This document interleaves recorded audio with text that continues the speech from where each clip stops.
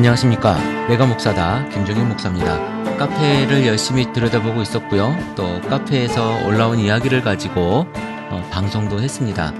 물론 여러분들 궁금한 내용도 많이 있을 거고, 그렇다고 제가 그 궁금한 이야기를 다 여러분들에게 말씀드릴 수가 없어요. 제가 경험한 것도 한계가 있고, 제가 또 각 교단의 이야기를 제가 다 할 수가 없습니다.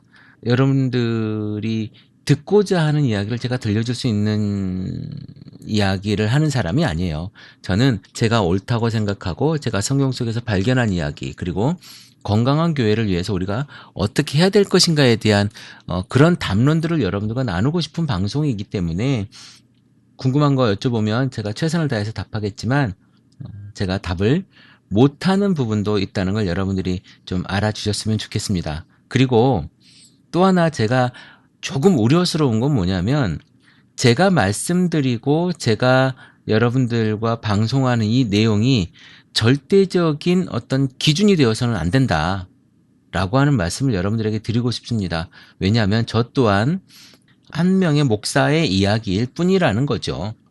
물론 제가 나름대로 또 고민하고 기도하고 그리고 성경 속에서 발견한 이야기를 말씀드리는 거지만, 저와 또 다른 견해를 가진 목사님들도 성경에서 또 있을 수 있지 않겠습니까? 예를 들면 요즘에 여성 목사 안수에 대한 이야기가 한때 논란이 되었었고, 지금은 또 계속 이렇게 추진되어지는 모습들을 보지만 반대하시는 분들도 많이 계시거든요. 그 반대하시는 분들도 성경 속에서 나름 논리를 찾으십니다.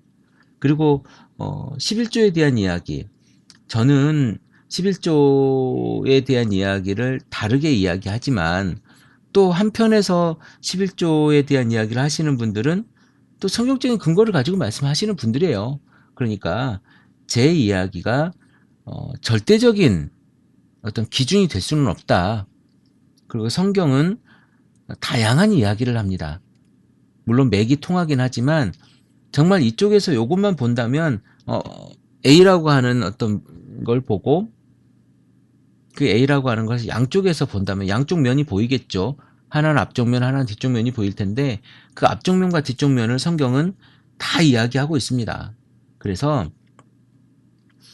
제 이야기가 어떤 여러분들의 삶과 신앙에 한편에 도움은 될 수 있겠지만 이것이 절대적인 어떤 가치가 되기는 어려울 수 있다라고 하는 개념을 여러분이 좀 가지시고 우리 방송을 함께 해주셨으면 좋겠다라고 하는 생각이 듭니다.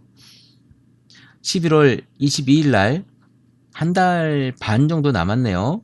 11월 22일 날 서울의 모처에서 우리가 모임을 가지려고 합니다. 크리스찬 TV 모임을 가지려고 하고요. 건강한 교회, 힘있는 사회라고 하는 주제를 가지고 우리가 이야기를 해보려고 해요. 그래서 그게 강의 형식이 될 건지 설교 형식이 될 건지, 아니면 그냥 우리 이렇게 커피숍에 앉아서 모이는 최문기 목사가 이야기하는 것처럼 그런 커피 브레이크 수준이 될 건지는 저도 모르겠습니다. 얼마나 오느냐에 따라 달라지겠지만, 여러분들이 지금 밑에다 댓글을 달든지, 아니면 저는 댓글보다도 간단한 글을 달아주시면 좋겠어요. 그래야 또 글들이 좀 위로 쌓이면서 많은 분들이 볼 수 있을 것 같아서 11월 22일 날 오후 2시에서 3시경이라고 제가 잡았는데, 어느 시간이 좋을지는 여러분들이 좀 정해주면 좋겠어요. 제가 여러분들의 상황과 이런 거리나 이런 것들을 제가 잘 모르기 때문에 여러분들 좀 정해주시면, 그래서 한 3시간 정도 이야기하고 또 차 마시고 여유가 되면 저녁을 같이 하고 헤어지면 좋지 않겠는가, 이런 스케줄을 생각하는데요. 글쎄요, 그건 여러분들이 좀 정하면 좋겠습니다. 여러분들이 자유롭게 정해주시면 제가 거기에 최대한 맞춰보도록 하겠습니다. 오늘 여러분들과 제가 잠깐 나누고 싶은 이야기는 성경에 나와 있는 이야기는 아니에요. 그렇다고 무언가 특별한 이야기도 아닙니다.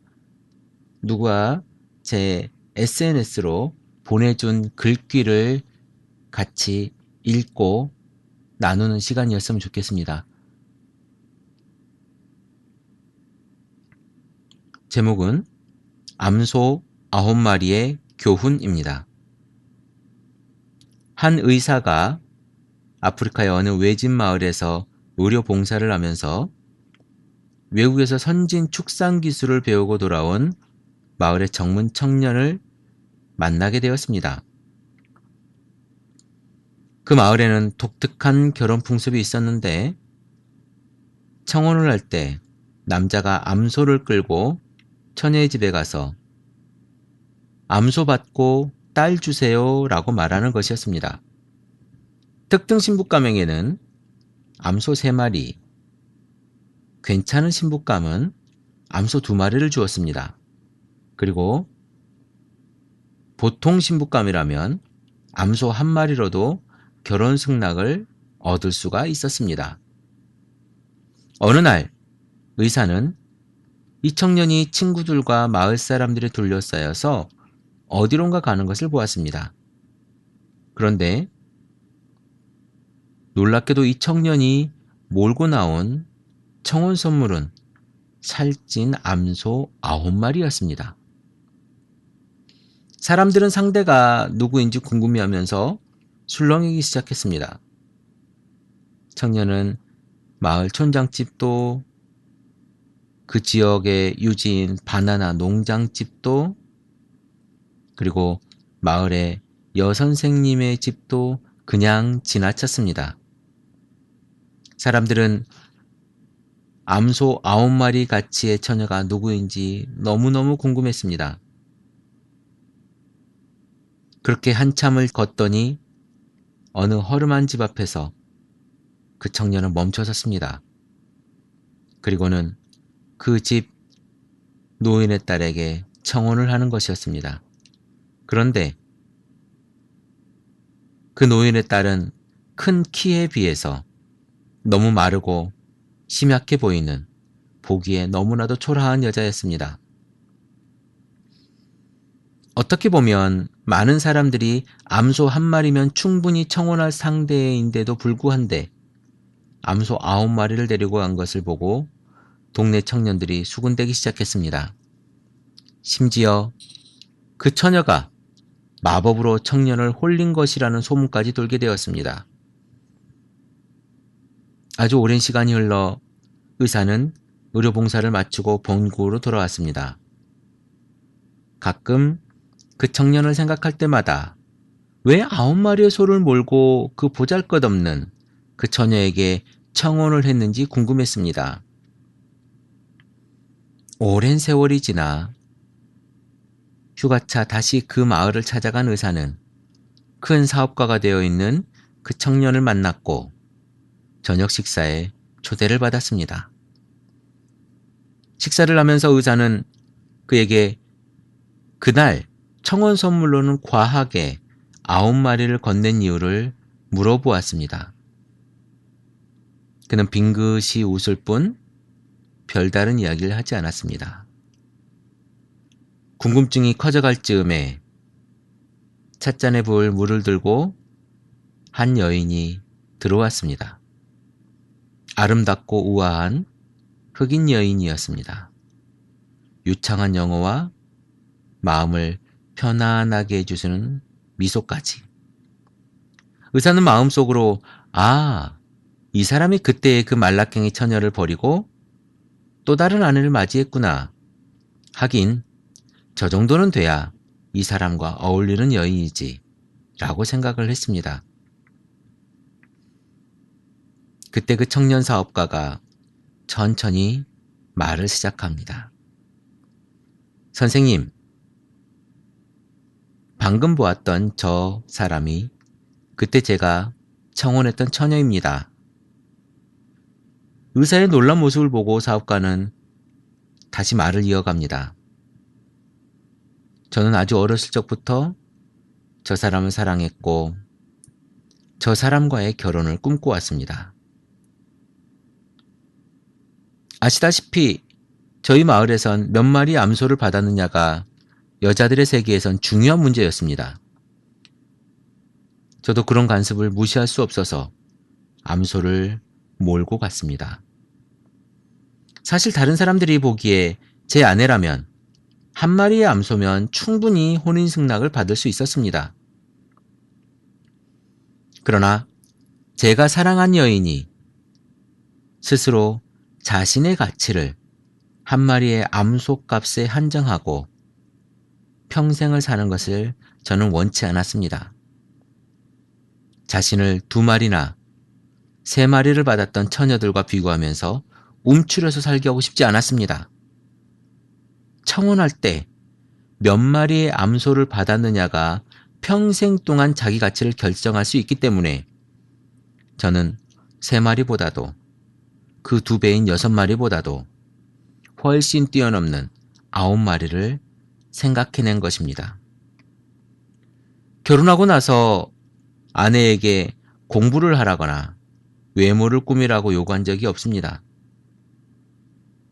저는 있는 그대로의 아내를 사랑했고 또 사랑한다고 이야기해 줬을 뿐입니다.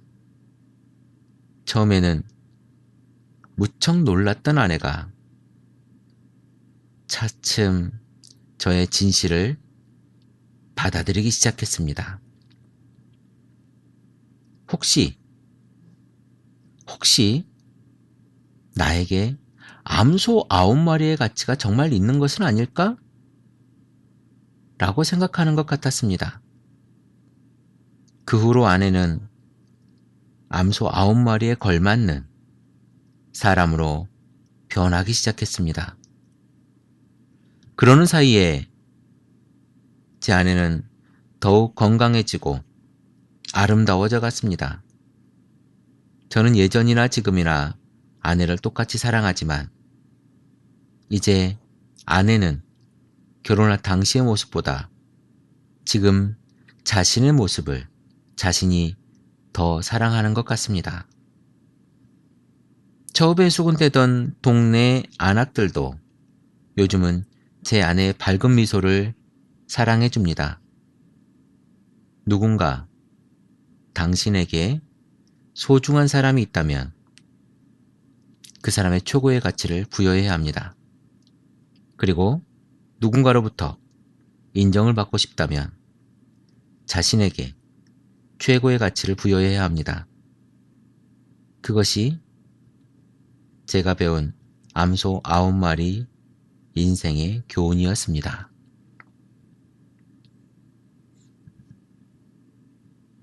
성경의 이야기는 아니지만 여러분들과 제가 한 번쯤은 나눠보고 싶은 이야기였습니다. 하나님께서 여러분들을